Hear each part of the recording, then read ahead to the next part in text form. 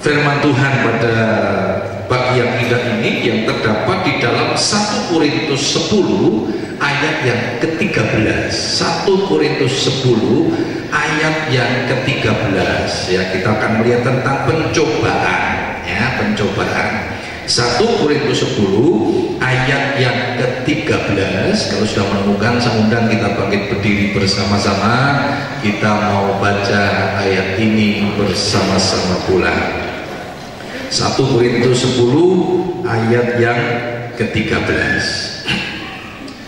2, 3. Pencobaan-pencobaan yang kamu alami ialah pencobaan-pencobaan biasa yang tidak melebihi kekuatan manusia, sebab Allah setia, dan karena itu Ia tidak akan membiarkan kamu dicobai melampaui kekuatanmu. Pada waktu kamu dicobai, Ia akan memberikan kepadamu jalan keluar sehingga kamu dapat menanggungnya. Puji Tuhan, selamat duduk. Bapak saudara, ada seorang nenek dan seorang cucunya yang sedang berbelanja di sebuah supermarket begitu, ya.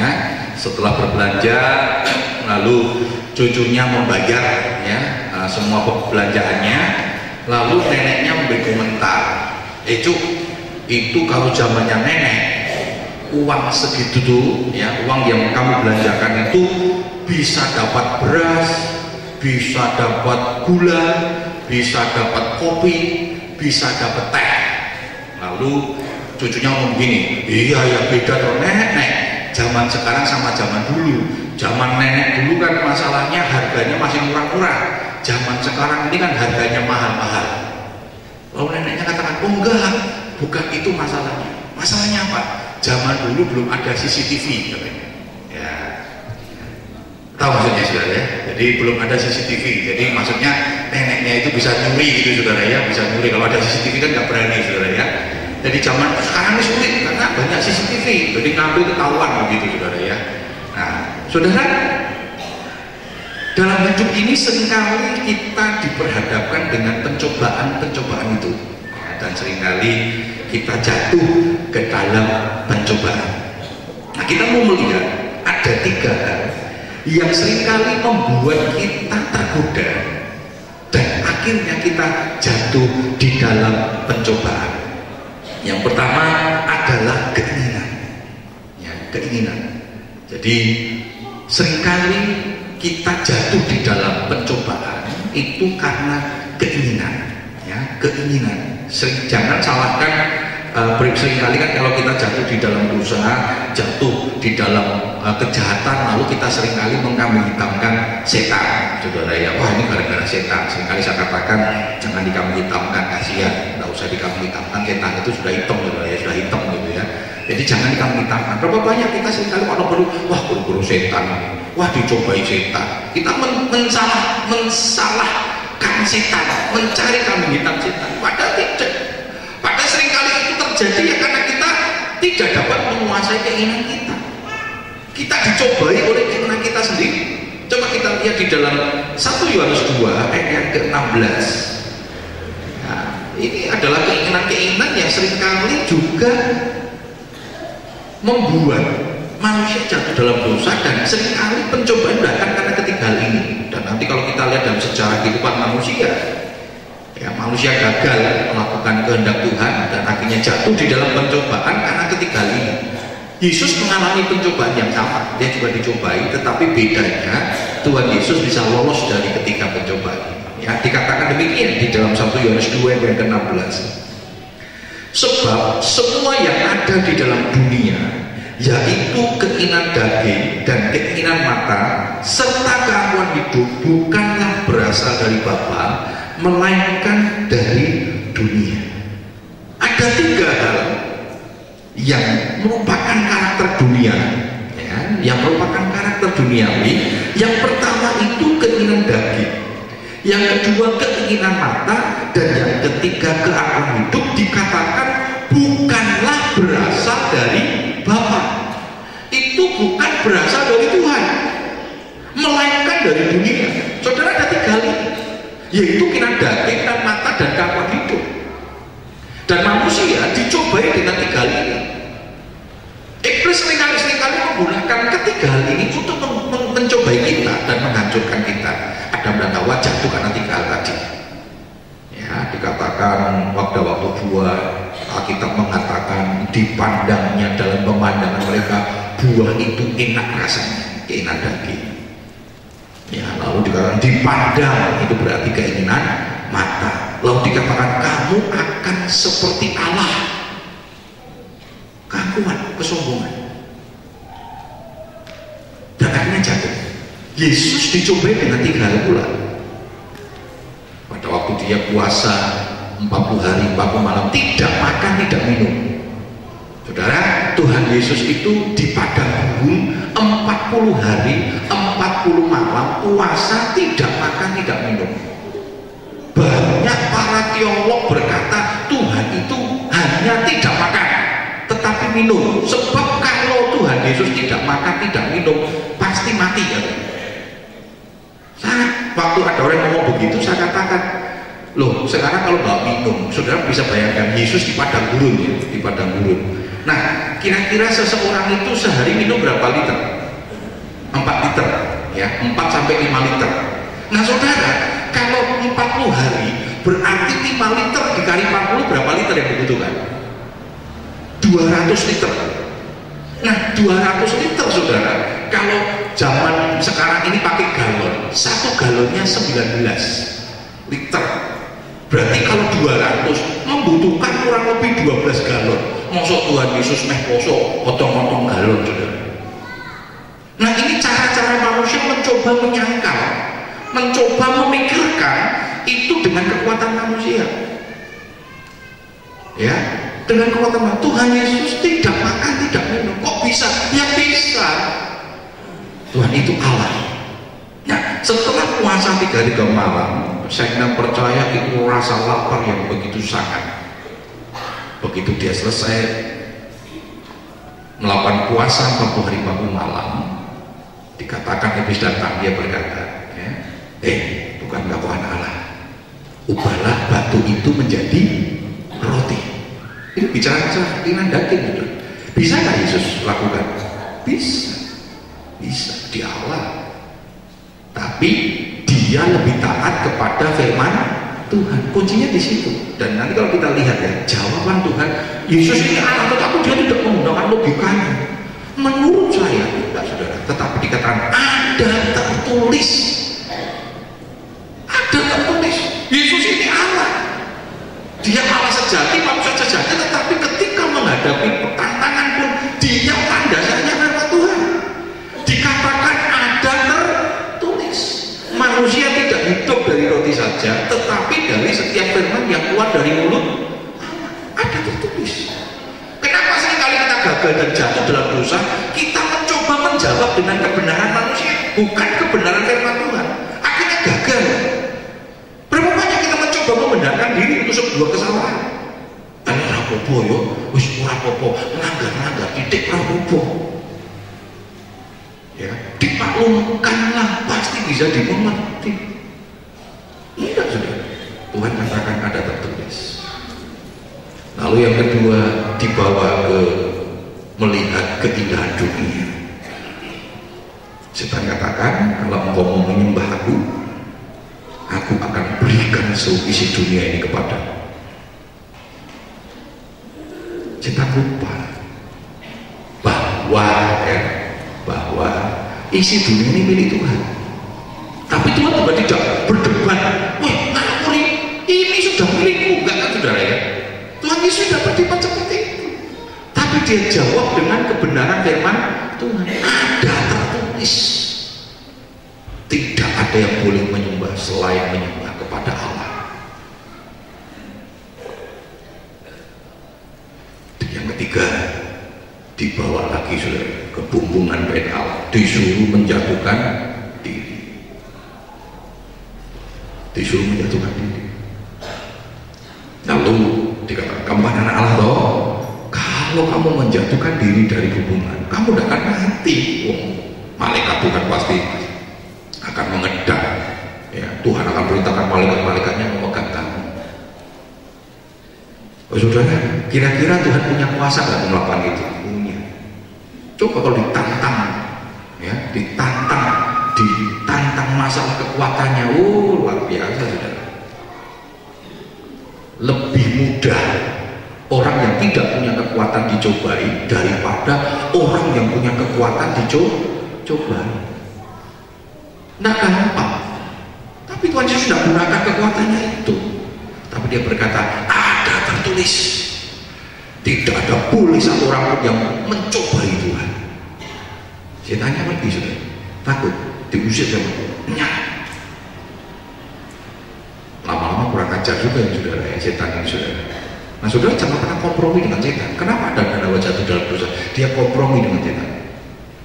Dia mengizinkan berdialog dengan setan. Setan luar biasa. Dia pengalamannya 6.000 tahun lebih, saudara, ya. Kita nggak tahu di dalam masa-masa sebelum Hawa jatuh dalam dosa, kita nggak pernah tahu. Pada masa penciptaan malaikat kita nggak tahu berapa tahun. Dia punya pengalaman yang luar biasa. Nah, saudara, kesempatan itu karena orang jatuh dalam dosa karena seringkali keinginannya itu diganggu, saudara. Keinginan dagingnya, keinginan matanya, keangkuhan hidup, kesombongan, berapa banyak sekarang orang, waduh, kalau sudah masalah harga diri, keangkuhan hidup itu orang luar biasa. Berapa banyak kita mempertahankan karena merasa harga diri kita terinjak-injak. Tetapi seringkali Tuhan izinkan kita membiarkan harga diri kita diinjak-injak untuk kemuliaan nama Tuhan. Tuhan Yesus kalau bilang harga diri, mungkin Yesus yang pantas harga dirinya itu ditinggikan karena dia Allah. Tetapi dia mengizinkan harga dirinya diinjak-injak, teraniaya. Kalau pakai bahasa sekarang, tersolimi. Dia membiarkan itu, membiarkan. Kenapa? Filipi mencatat, karena dia mau merendahkan dirinya sedemikian rupa. Oleh karena itu oleh karena itu namanya dipermuliakan. Setiap lutut akan bertelut, setiap lidah akan mengaku bahwa dia adalah Tuhan. Kenapa? Karena dia mau mendengar hati. Cuma nggak gampang. Harga diri, gengsi itu nggak gampang. Saya namanya itu nggak gampang. Sakitnya luar biasa. Ya, lebih sakit harga diri diinjak-injak daripada orang itu dipukul. Tetapi Tuhan ajarkan tadi, seringkali kita jatuhkan ketiga tadi, keinginan yang dicoba, keinginan yang terus dikejar. Coba kita lihat dalam Yakobus 1:14-16. Seringkali manusia jatuh dalam dosa bukan karena iblis, tetapi karena dicobai oleh keinginannya sendiri. Yakobus 1:14-16 dikatakan demikian. Apabila seorang dicobai, janganlah ia berkata, pencobaan ini datang dari Allah. Sebab Allah tidak dapat dicobai oleh yang jahat, dan ia sendiri tidak mencobai siapapun. Tetapi tiap-tiap orang dicobai oleh keinginannya sendiri, karena ia diseret dan dipikat olehnya. Dan apabila keinginan itu telah dibuai, ia melahirkan dosa. Dan apabila dosa itu sudah matang, ia melahirkan maut. Keinginan itu luar biasa, saudara. Ini hebatnya, ya, hebatnya Tuhan. Manusia itu diciptakan dengan unsur trikotomi, tubuh, jiwa, dan roh. Ya, tubuh, jiwa, dan roh. Ya, kenapa, saudara? Kita tahu bahwa ada dua makhluk yang diciptakan bersifat kekal, yaitu manusia dan malaikat. Manusia ini diciptakan dengan tubuh jasmani. Pada akhirnya tubuh jasmani akan mati, tetapi manusianya nggak mati, saudara. Manusianya kekal, ya, rohnya kekal. Makanya kenapa kita ibadah, kita memuji Tuhan, kita cinta Tuhan, karena ada kelanjutan dari kehidupan secara jasmani. Nanti kematian secara jasmani ada kelanjutan. Kalau tidak ada kelanjutan, begitu mati selesai, saudara. Ngapain kita repot-repot hari Minggu ibadah, saudara? Betul nggak? Mending kita leceh hari Minggu. Mending kita nggak usah hidup bener-bener lah, hidup sepuas-puasnya, hidup sebebas-bebasnya. Itu dikatakan pokok untuk anak-anak muda. Ada kata, hei anak muda, puaskanlah hidupmu, bersukacitalah, ya, puaskan hasratmu, dikatakan begitu, saudara. Lakukan pesta murah. Tetapi Pengkhotbah 12 ayat pertama dikatakan,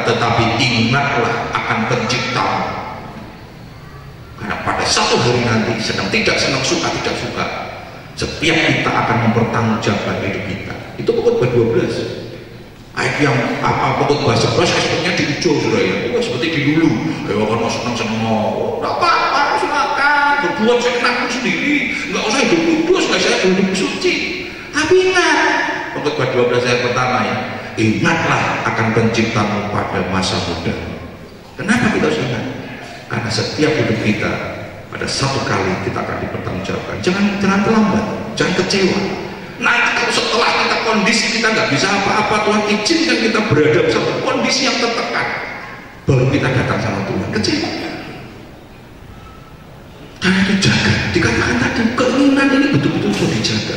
Sebab keinginan ini kalau terus ya diseret, dipikat oleh keinginan kita yang tidak bisa dikontrol, maka firman Tuhan di dalam buah roh itu, karakter buah roh itu kita sudah pelajari di dalam Galatia 5, diikat dengan penguasaan diri, ditutup dengan penguasaan diri. Kita bisa menguasai diri kita, termasuk menguasai keinginan kita.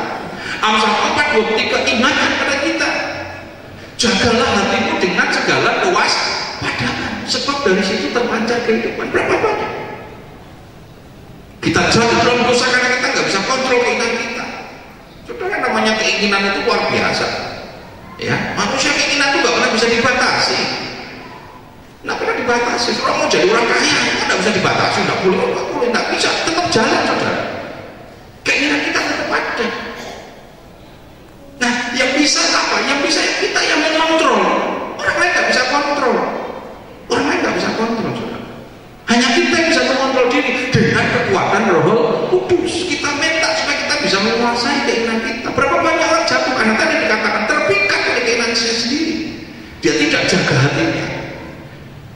Daud jatuh dalam dosa berzina. Kenapa? Dia nggak bisa tahan keinginannya. Dia nggak bisa kontrol keinginannya. Melihat Batsheba mati, dia tertarik. Dia dipikat. Akhirnya apa? Dia izinkan keinginannya itu ya leluasa, ya bebas untuk berimajinasi, terus dikelola keinginannya tadi, dipelihara keinginannya tadi tanpa dikontrol, akhirnya jatuh dalam dosa. Sampai dilaksanakan, setelah dilaksanakan baru sadar kan? Setelah dilaksanakan baru nyesel. Itulah manusia, berapa banyak? Waduh, kalau sudah terjadi baru nyesel, sudah terlambat. Artinya perjalanan hidup kita itu sudah tercatat di dalam sejarah hidup kita. Kita pernah melakukan dosa itu. Karena itu Efesus ingatkan pada kita, pergunakanlah waktu yang ada, karena waktu itu jahat. Kita mempergunakan waktu kita detik per detik dalam hidup ini dengan sungguh-sungguh, dengan menguasai keinginan kita, sehingga jangan sampai kita terus jatuh dalam dosa, jatuh dalam dosa, jatuh dalam dosa. Saudara, memang ketika sudah jatuh dalam dosa, Tuhan ampuni dosa kita ketika kita minta ampun sama Tuhan. Tetapi jangan lupa, memori dosa itu tidak pernah bisa terhapus dari hidup kita. Saudara pernah punya kehidupan yang rusak masa lalu, kehidupan yang brengsek masa lalu. Ketika sudah bertobat, Tuhan ampuni. Tetapi saudara tidak akan pernah bisa menghapus dosa masa, memori dosa itu yang sudah tercatat di dalam sejarah kehidupan saudara. Itu yang dipakai oleh setan untuk nuduh. Kita terus dituduh supaya kita gak punya kelayakan lagi menghampiri Tuhan. Karena itu kita perlu betul-betul jaga keinginan kita. Nah, saudara, bagaimana cara melawan keinginan daging tadi? Cara kita melawan keinginan daging yaitu kita melakukan kehendak Allah. Kita harus berani memaksakan hidup kita untuk terus kita melakukan kehendak Allah. Kita harus bisa kontrol hidup kita dengan kekuatan Roh Kudus pastinya. Dengan kekuatan kita tidak mampu, saudara. Alkitab sudah mencatat banyak orang jatuh dalam dosa karena terseret oleh keinginannya sendiri. Yuda jatuh dalam dosa menjual Yesus gara-gara terpikat dengan uang. Berapa banyak itu? Ananias dan Safira jatuh dalam dosa, kenapa? Gara-gara uang. Dia komitmen sendiri sama Tuhan, dia nasar sendiri sama Tuhan, akhirnya lihat uangnya, kok kaget. Makanya jangan cuma nasar, saudara. Kalau nasar dipenuhi. Oh nanti nek rumahku laku tak kasih seprapat. Ya, begitu ngerti duitnya, banyak. Loh kok seprapat oke. Mungkin rumahnya lakunya itu 100 juta gitu ya. 100 juta ya kok oke. Wis Tuhan ya kaya ya Tuhan ya, minta kasih saya kasih Tuhan 25 juta, koyomu nyai sepuro katanya saudara. Nah itu kan utak-atiknya manusia sendiri. Tuhan Allah ya Tuhan, kebutuhan saya banyak, rasa seprapat ya Tuhan, 1/10 saja. Wong firman-Mu katakan 1/10, nek seprapat kaget ya Tuhan. Saya malah melanggar firman Tuhan, malah Tuhan disalah-salahke. Wong sing janji-janji situ sendiri. Makanya 1/10 kok ya oke ya 10 juta ya saudara. Akhirnya Tuhan tidak usah ya Tuhan, coba neng, wah diduduk Tuhan nanti repot saudara. Jangan juga nasar saudara. Ini anaknya Safira karena dia bernasar sendiri sama Tuhan. Tuhan tidak minta waktu kaya. Tuhan tidak pernah tuntut apa-apa. Tapi ketika engkau berani bernasar, ya penuh nasarmu. Kalau tidak usah nasar-nasar. Seperti Yefta, Tuhan, kalau engkau memenangkan pertempuran, siapa yang kuat di rumah pertama akan kupersembahkan sama Tuhan. Anak gadisnya saudara, nangis ya. Jadi untuk melawan keinginan daging kita, keinginan kita, yaitu kita harus terus minta kekuatan Roh Kudus, minta supaya kita dimampukan untuk kita selalu melakukan kehendak Allah. Walaupun kehendak Allah itu seringkali sakit, dagingnya sakit saudara. Ketika sudah melakukan kehendak Allah, daging itu seringkali disakiti. Maka firman Tuhan matikan keinginan daging sampai betul mati saudara. Luar biasa ya. Jadi targetnya itu sebenarnya dengan daging itu dimatikan. Ya, walaupun kadang tidak gampang ya, mematikan kan daging musik muncul itu saudara.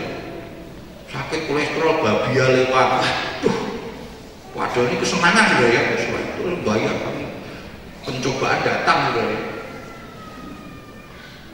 Tensinya tinggi, dijak neng Patemon. Wah, saya pertama nggak tahu Patemon ini ngopo itu saudara. Saya tanya ada teman hamba Tuhan, kok saya sering lihat jemaat bicara Patemon itu ngopo? Terus saya punya tempat pertemuan. Oh iya tempat pertemuan. Orang yang suka RW katanya. Oh. Nah sudah kita baca dulu dong 1 Yohanes 2:17. 1 Yohanes 2:17. Dikatakan demikian.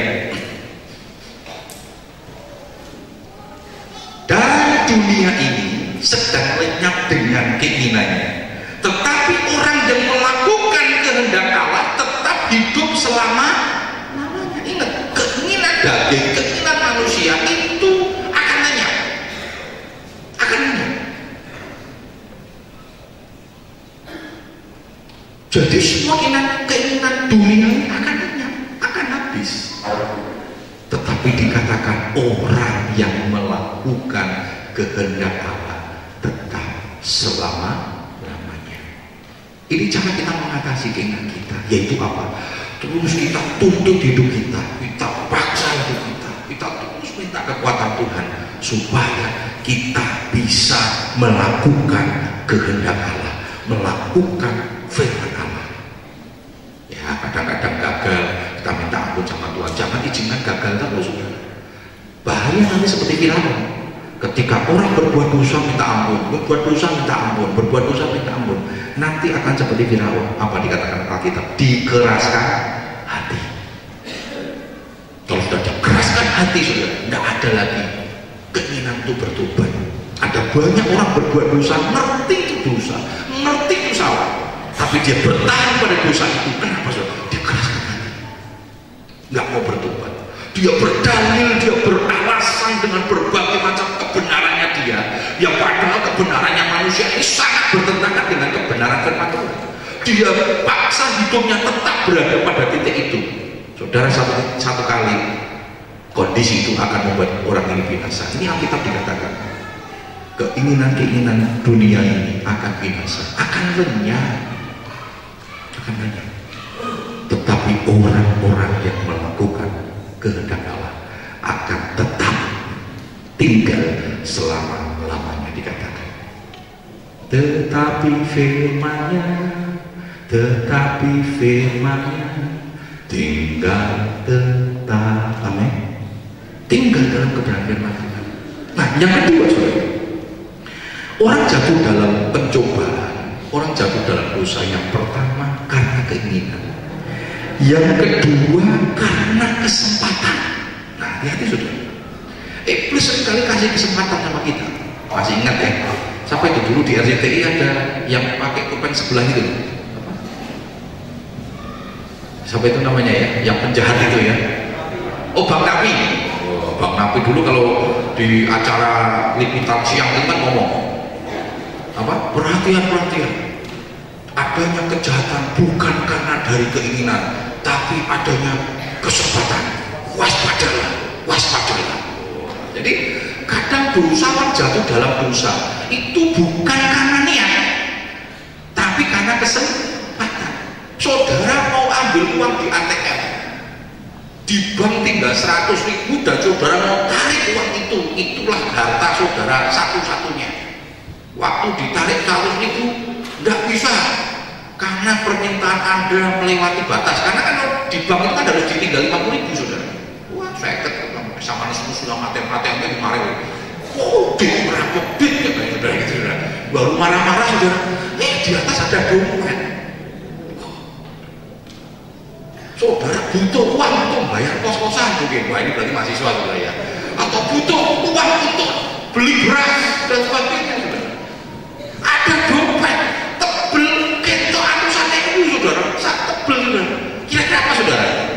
Pasti kan gitu saudara. Wah, triknya mungkin muncul saudara. Mungkin ini sama berdoa, Tuhan gimana ini Tuhan, berikan kekuatan kepadaku kan gitu saudara. Kira-kira apa yang saudara akan lakukan? Saya tahu di pikiran saudara sudah punya jawaban masing-masing ya. Ada yang mereka nyanyi-nyanyi haleluya, haleluya, haleluya saudara ya. Lupa CCTV-nya mana saudara ya di sana. Itu kesempatan. Saudara tidak ingat tuh, saudara berangkat nggak punya niat ngambil saudara. Terus saya begini, aja nggak tahu yang punyanya apa. Ya tahu saudara. Di dalamnya pasti ada KTP-nya, betul nggak saudara? Dibuka kalau KTP-nya. Kalau nggak tahu pun misalnya ada satpam, boleh nanti mesti diambil satpamnya. Ya biarkan itu sudah, biar satpamnya dosa saudara. Oh saya kan membantu supaya satpamnya tidak berbuat dosa. Biar saya saja berbuat dosa nggak apa-apa. Hati-hati saudara, seringkali orang jatuh dalam dosa karena kesempatan. Tuhan kasih kesempatan. Ada kesempatan. Hati-hati. Coba kita lihat sama-sama di dalam Efesus 4:27. Efesus 4:27. Dikatakan demikian. Efesus 4:27 dikatakan demikian. Dan janganlah beri kesempatan kepada iblis. Jangan kasih kesempatan. Dosa itu karena adanya kesempatan. Ya, pernah sudah kehilangan ya dompet, nggak tahu dompet hilangnya di mana, waduh hilang, balik saudara. Wah orang kok ya bahaya, dibalikkan saudara. Ini mau KTP mbak dompetnya, jadi uang entek saudara. Ya bersyukur loh uangnya nggak banyak saudara ya. Jadi adanya kesempatan, hati-hati. Kenapa Daud jatuh dalam dosa? Karena dia dikasih kesempatan. Dia melihat orang mandi, dia punya otoritas. Hati-hati saudara ya. Saudara yang dipercayakan Tuhan jabatan yang punya otoritas, gunakan otoritasmu untuk memuliakan nama Tuhan, bukan untuk kepentingan diri sendiri. Banyak ini para pejabat-pejabat yang ditangkap oleh KPK kenapa?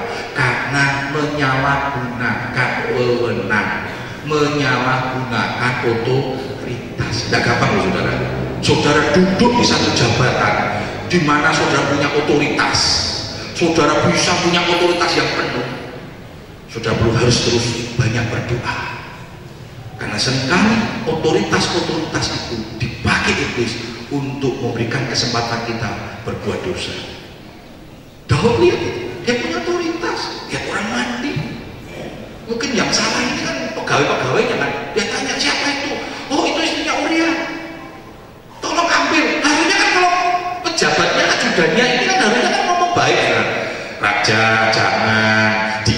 punya suami, ya raja nggak boleh berbuat begitu, itu namanya dosa.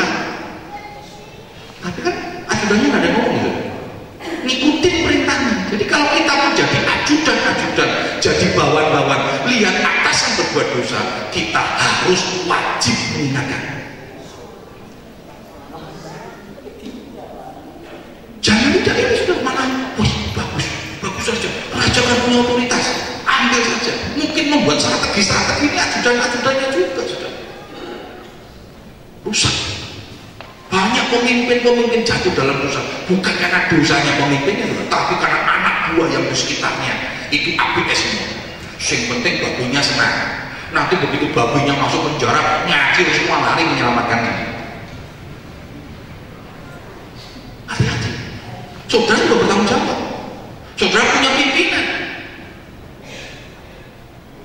yang tidak betul.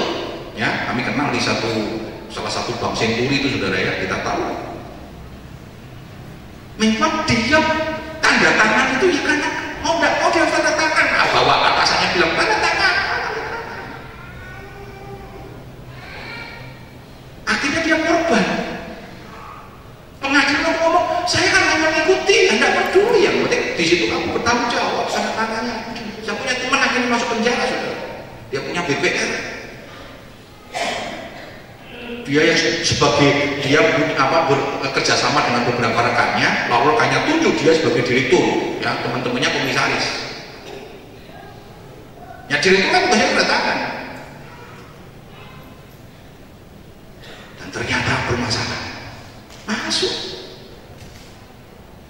Hati-hati juga sudah. Nah kita sebagai rekan-rekan, kita sebagai bawahan, kalau ada sesuatu sistem yang tidak betul, kita ingatkan. Seperti Daniel, tidak benar dia berani ngomong, dia sampaikan prinsipnya, walaupun dia di penjara karena itu. Lebih baik di penjara karena kebenaran firman Tuhan daripada penjara karena korupsi.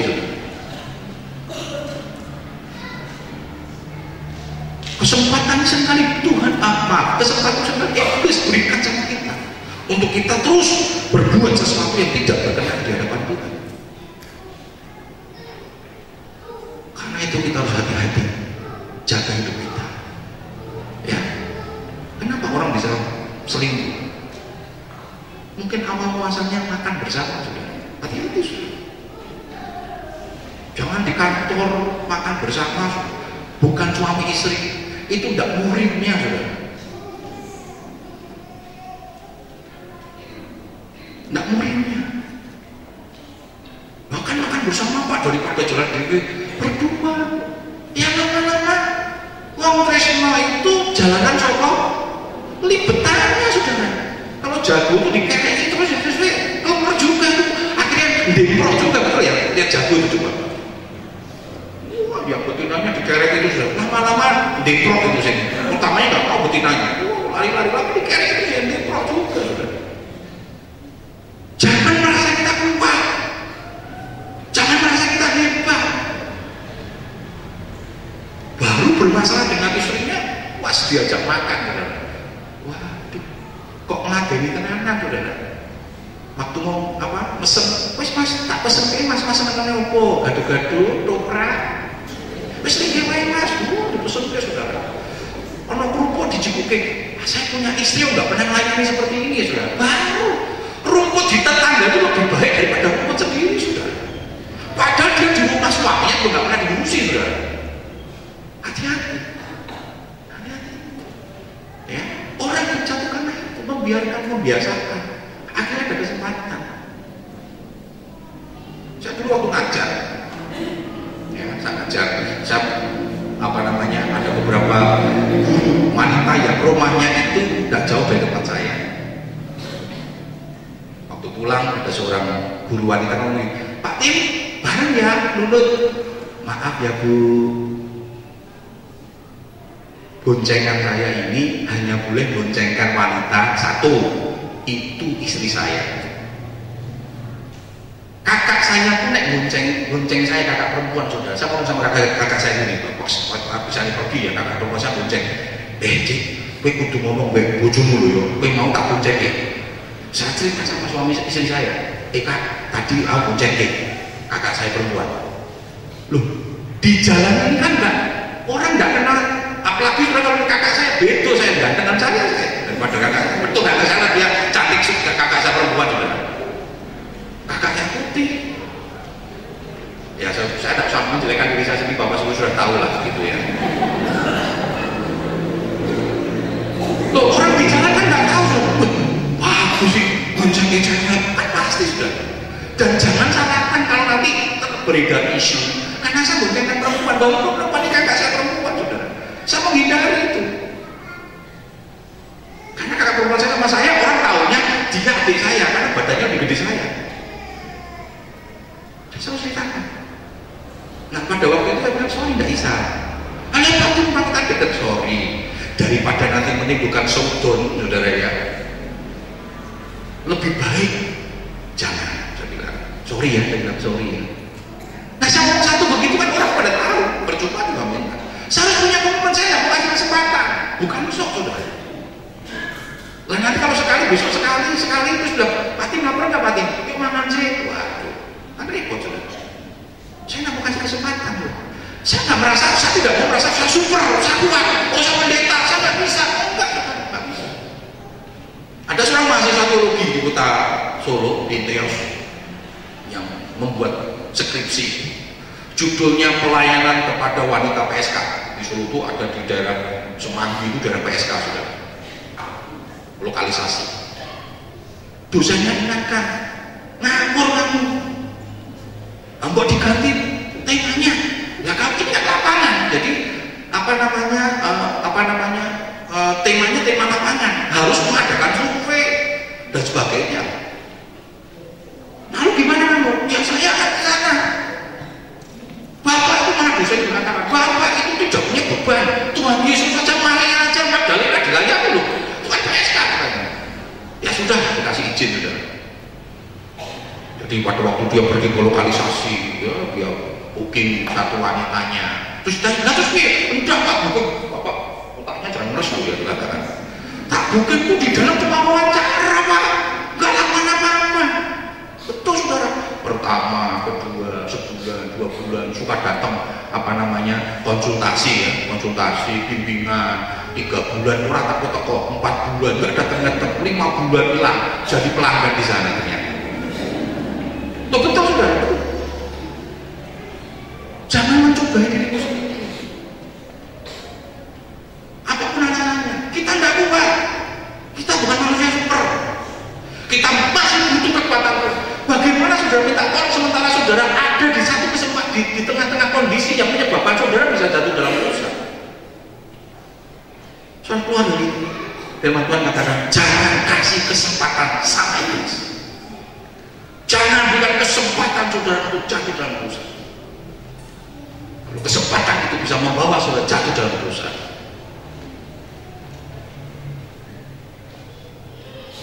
Makanya ketika saya jadi gembala, saya berkomitmen kalau konseling, ya, kalau wanita dengan ibu gembala, kalau toh dengan saya ada ibu gembala yang mendampingi. Terus sudah nggak bisa ngomong gini, ini jangan ngomong sama ibu gembala ya. Wah repot sudah. Apa yang sudah dipersatukan itu nggak bisa dipisahkan manusia. Saudara kontak sama saya, istri saya pasti tahu.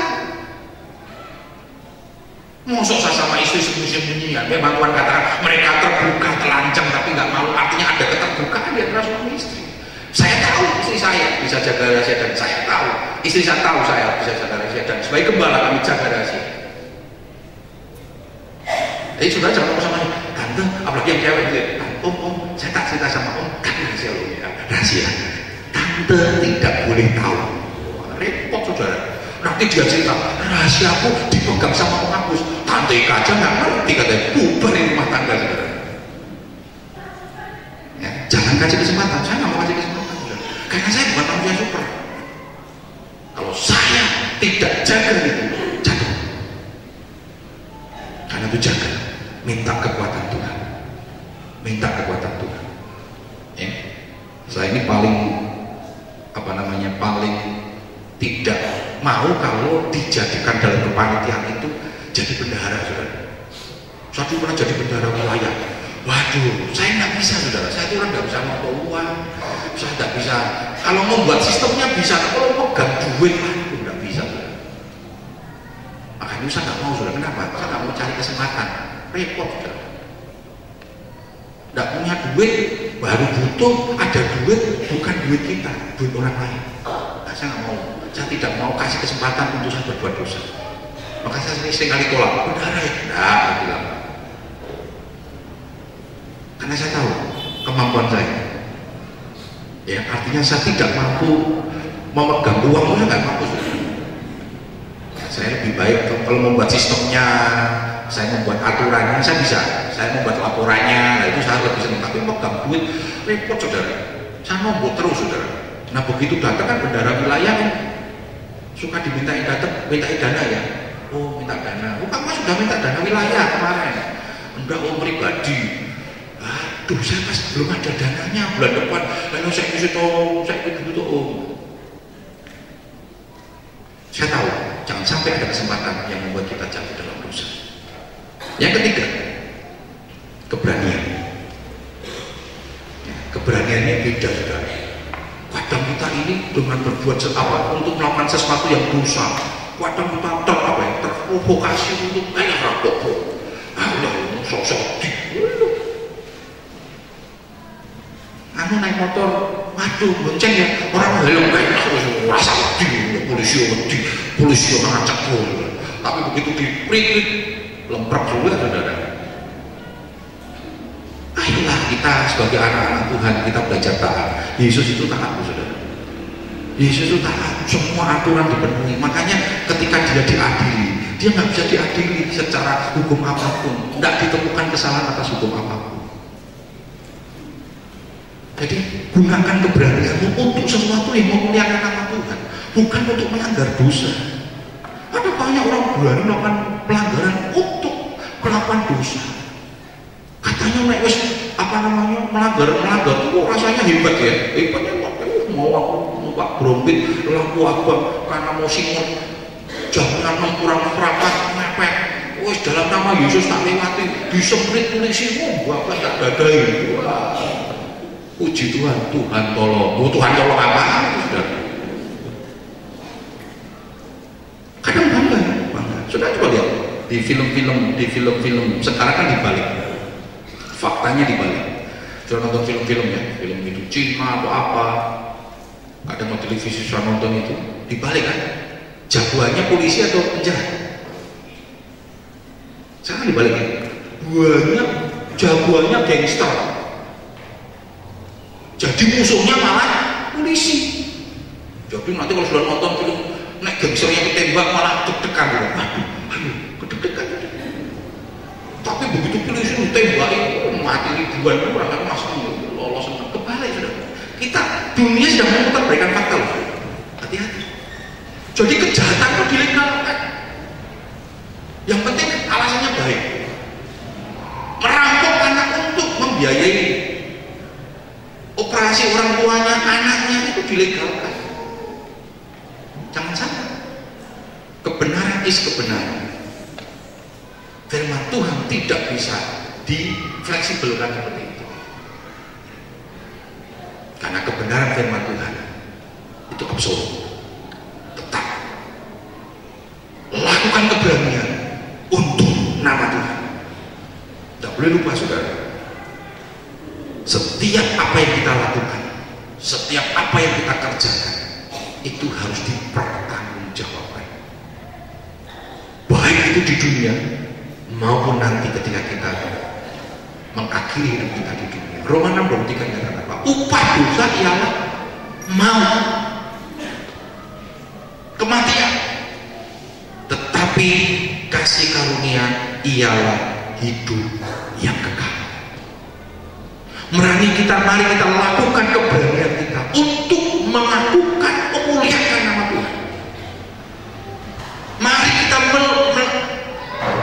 kerjakan keberanian kita untuk kita selalu hidup di dalam kebenaran firman Tuhan. Itu keberanian yang sesungguhnya. Walaupun tantangannya nggak gampang, banyak tantangan. Kita perlu berdoa saudara. Ini di kemarin saya baru dapat kabar minggu yang lalu, ya. Ini dalam yang di Sleman gereja Pantekosta Bapak Pendeta Niku itu masih dalam proses terus ya. Proses pengadilan. 1 minggu yang lalu saya dihubungi rekan yang ada di Jogja, ada satu lagi yang Tuhan di daerah Bantul, Bapak Pendeta Sirai juga sedang ditutup gerejanya. Itu tantangan udah. Dan saya bersyukur, saya bangga dengan teman-teman yang menghadapi tantangan-tantangan seperti itu. Keberanian ditunjukkan, bukan keberanian berantem, saudara. Keberanian untuk bertahan. Kami pernah menghadapi, saya pernah menghadapi di resolusi. Dan kalau kami bertahan itu bukan karena kita hebat, bukan, tetapi Roh Kudus yang memampukan. Kita doakan supaya Tuhan terus pakai, Tuhan terus pakai untuk kemuliaan nama Tuhan. Mari kita lakukan keberanian kita untuk melakukan firman Tuhan, bukan untuk melanggar dosa, bukan kita melanggar dosa malah jadi sebuah kebanggaan. Bukan. Sekarang dosa menjadi sebuah kebanggaan tanpa ada rasa penyesalan. Maka kata bertobat, pengertian kata bertobat itu dengan berbagai macam bahasa asli. Salah satunya pengertian bertobat itu bahasa aslinya artinya mengalami penyesalan yang sangat amat dalam. Ketika orang berbuat dosa dia mengalami penyesalan yang amat dalam, kepalanya tertunduk, itu bertobat. Sekarang banyak orang berbuat dosa menantangin semua, saudara. Memang mau apa? Ini hidupku, saudara. Jangan pernah kita gemegah di hadapan Tuhan. Jangan pernah kita gemegah di hadapan Tuhan. Rendahkanlah dirimu, rendahkanlah hatimu di hadapan Tuhan. Siapa kita? Siapa saya, siapa saudara? Kalau kita boleh memperoleh kasih karunia Tuhan, karena itu jaga hidup kita. Jangan izinkan kita jatuh di dalam dosa. Ada keinginan yang harus kita jaga, kita kontrol. Kita memaksakan hidup kita. Kita minta kekuatan Roh Kudus untuk kita tidak dikendalikan oleh keinginan daging kita, tetapi kita terus melakukan kehendak Allah. Jangan gunakan kesempatan iblis. Jangan gunakan kesempatan. Lawan dan tinggalkan itu. Firman Tuhan kata, jangan kamu sesat. 1 Korintus 15:33. Pergaulan yang merusak kebiasaan yang baik. Ini firman Tuhan. Artinya kenapa dikatakan jangan sesat? Jangan pernah membuat statement, oh aku kuat, aku mampu, walaupun aku hidup dengan perampok, aku hidup dengan pendosa-pendosa, aku tetap akan kuat. Itu yang dimaksudkan oleh 1 Korintus jangan sesat. Itu sesat kalau ngomong gitu.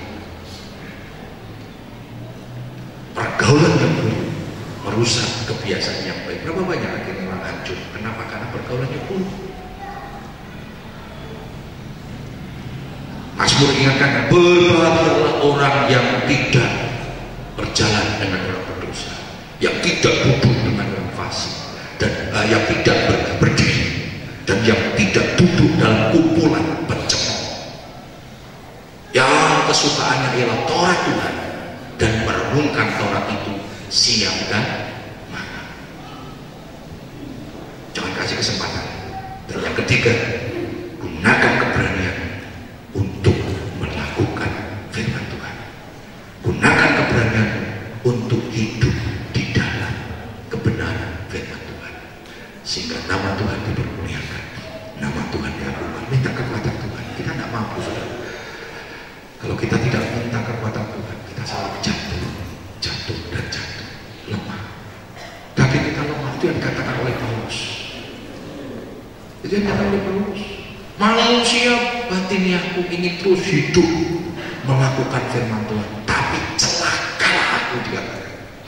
Manusia lain selalu ingin hidup di dalam dosa, tapi syukur kepada Tuhan, oleh kasih karunia-Nya kita diselamatkan. Oleh karena itu aku melatih tubuhku sedemikian rupa Jangan sampai setelah aku memberitakan Injil, aku ditolak. Jangan sampai kita tertolak. Saat aku ditolak sama Tuhan, saudara. Matius 7 katakan, kenyang daripadaku kalian pembuat kejahatan, aku tidak kenal engkau. Waduh, itu sesuatu yang paling menakutkan hidup saya. Ketika kita ditolak oleh Tuhan. Kenapa kita ditolak Tuhan? Karena kita nggak layak di hadapan Tuhan. Ayat yang terakhir dikatakan oleh Ibrani 4:16 dikatakan demikian. Ibrani 4:16 dikatakan, sebab itu marilah kita dengan penuh keberanian menghampiri tahta kasih karunia, supaya kita menerima rahmat dan menemukan kasih karunia untuk mendapat pertolongan kita pada waktunya. Saudara, kalau hidup sudah benar, saya sampai sudah berani hampiri Tuhan, betul? Ketika aku berbuat dosa, hidupku melenceng, hidupku nggak betul. Kisah kali berapa banyak kita takut menghampiri tahta Tuhan. Kita takut, kita nggak berani. Nggak berani. Nggak berani. Kenapa? Kita tak betul di hadapan Tuhan. Ketika hidupmu dekat dengan Tuhan, engkau hidup melakukan firman Tuhan, maka firman Tuhan kata, engkau punya keberanian untuk menghampiri tahta Allah. Orang yang berbuat dosa tidak bisa masuk dalam kemah, akan mati. Imam besar yang hidupnya tidak betul, hidupnya dalam dosa, ketika masuk kemah maha suci, ruang maha suci, ketemu dengan kirubium, ketemu dengan kemuliaan Tuhan, Shekinah glory itu, dia mati. Bersyukur saudara, kita tidak mengalami kondisi itu. Karena hadirat Tuhan, tahta Tuhan itu kudus. Karena itu hampiri dia dengan kekudusan, maka engkau akan beroleh pertolongan. Engkau berani minta sama Tuhan. Engkau bisa mengutarakan setiap apa yang engkau mau. Pertolongan-pertolongan yang kita harapkan, nyatakan di hadapan Tuhan. Mari pagi yang indah ini, firman Tuhan sudah disampaikan dalam hidup kita. Jangan sampai kita jatuh di dalam dosa. Ada 3 hal tadi: keinginan, kesempatan, dan keberanian. Lakukan semua itu, ya. Keinginanmu biarlah engkau kontrol supaya engkau selalu melakukan kehendak Tuhan. Jangan gunakan kesempatan untuk berbuat dosa, tapi gunakan kesempatan untuk kita memuliakan nama Tuhan. Dan yang ketiga, gunakan keberanianmu untuk kita hidup sesuai dengan firman Tuhan. Mari kita berdiri bersama-sama.